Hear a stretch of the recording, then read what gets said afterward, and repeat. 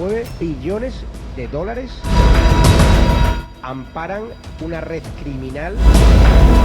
Huachicol aquí en México lo decimos al proceso de robar combustible, sacar combustible y revenderlo de forma ilegal. Si alguna vez alguien ha comprado gasolina en México, es muy probable que esa gasolina fuera importada ilegalmente. Ganancia pura para todas esas empresas fantasmas, para todos estos políticos que importan de forma ilegal. Estamos ya de vuelta y conectamos con el director de La Derecha Diario en México, de Ciudad de México, Arturo Herrera, amenazado de muerte por defender la libertad de expresión y por hacer su trabajo y por desvelar, entre otras tramas, de la narcopresidenta Sheinbaum, de Morena y sobre todo del expresidente AMLO y de su hijo Andy, la trama del huachicol fiscal, que para quien no esté enterado del asunto es una trama que mueve billones de dólares con la hipocresía propia de la izquierda, de los que persiguen a empresarios por supuestamente no pagar impuestos, como Ricardo Salinas, pero luego amparan una red criminal de importar petróleo a México procedente de Estados Unidos para saltarse los impuestos que pagan debidamente muchas empresas mexicanas que están agobiadas por los impuestos de Sheinbaum y que incluso empresas como Samsung han dicho que se van de México. Arturo, cuéntanos cómo funciona esta trama del huachicol fiscal y la relación con la Miss Huachicol, que está tan de moda, la Miss Universo, que de forma fraudulenta fue liderada o fue aupada como reina más bella del mundo. No digo que la muchacha no sea guapa, pero hay muchachas más guapas que ella y está claro que tiene que aclarar esa trama de corrupción, a pesar de que se levanta de las entrevistas cuando le preguntan por ello. Cuéntanos en qué consiste esto del huachicol fiscal. Mira, ahí te va, es un tema a lo mejor para la gente que no es de México, que es bastante complejo. Huachicol aquí en México lo decimos al proceso de robar combustible, ¿no? De tuberías de Pemex, sacar petróleo o sacar combustible y revenderlo de forma ilegal. El huachicol fiscal básicamente es eso que mencionas, que en lugar de robarlo de Pemex, lo importas bajo unas figuras que pueden ser no petróleo, que pueden ser o lubricantes o aceites, y al momento de importarlo, bueno, no pagas impuestos. Pero en México esto no hubiera sido posible, esto de huachicol fiscal, sí, una serie de decisiones que se tomaron desde el gobierno de López Obrador hasta hoy. Por eso el gobierno de López Obrador se le conoce como el sexenio del huachicol fiscal. Y bueno, ¿en qué consistió ese sexenio?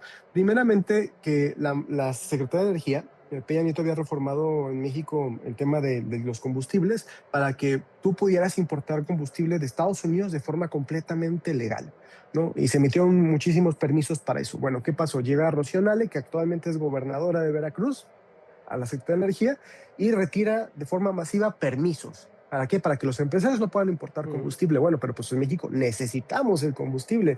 Entonces lo que se quedaron muy pocos permisos, entonces comenzaron a importar ilegalmente combustible en México. Si alguna vez alguien ha comprado gasolina en México, es muy probable que esa gasolina, mucha de esa gasolina, fuera importada ilegalmente. Entonces, ¿qué pasa? Bueno, pues como los importan ilegalmente y no pagan los impuestos, que son cerca de unos 12 pesos en México, entre el IVA y el IEPS, pues tienes ganancias extraordinarias, ¿no? Cobras como si pagaras esos impuestos, pero esos impuestos son ganancia pura para todas esas empresas fantasmas, para todos estos políticos que importan de forma ilegal. Y ahora, ¿qué está relacionado todo esto con el empresario mexicano Raúl Rocha Cantú, el dueño de Miss Universo? Bueno, pues que recientemente el señor reconoció ante la Fiscalía General de la República haber participado en operaciones de contrabando de combustible en huachicol fiscal, ¿no? Además, también se le han imputado cargos como tráfico de drogas, de armas y de combustible de Guatemala a México, ¿no? Entonces, todo esto le ha servido principalmente también pues para amasar una gran fortuna que le permitió hacerse del concurso de Miss Universo, ¿no?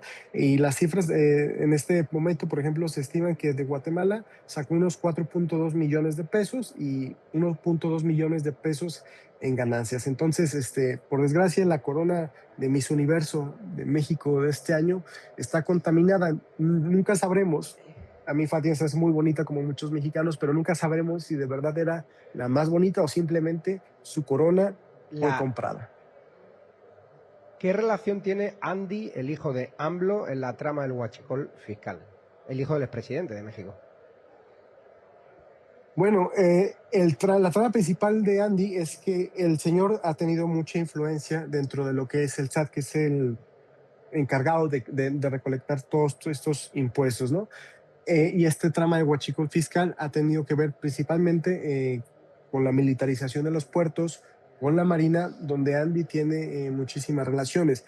De hecho, en Estados Unidos se dice que se está investigando al hijo del expresidente por todo este tema de huachicol fiscal. Todo esto ha sido a través, como te lo dije, se trata más bien de un tema de que usan empresas fantasma, empresas creadas de repente al vapor para poder importar combustible de forma ilegal, y las ganancias van paradas a distintos canales. Entre ellos se especula que está involucrado el hijo del expresidente López Obrador.